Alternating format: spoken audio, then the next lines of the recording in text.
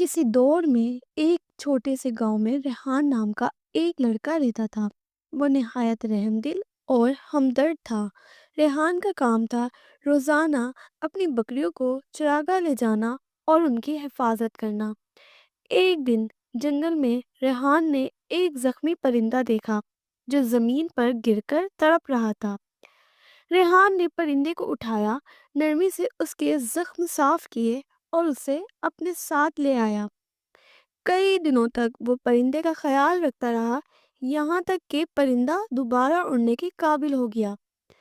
परिंदा उड़ने से पहले रेहान से बोला, मैं एक जादूगर परिंदा हूँ, तुम्हारी नेकी का बदला देना चाहता हूँ।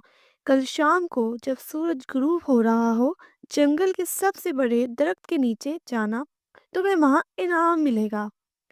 रेहान हैरान तो हुआ, लेकिन परिंदे का शुक्रिया अदा किया। अगली शाम वो जादुई दरख्त के नीचे पहुंचा। जैसे ही सूरज गुरूब हुआ, दरख्त के नीचे जमीन खुल गई और वहां से एक छोटा सा संदूक जाहिर हुआ।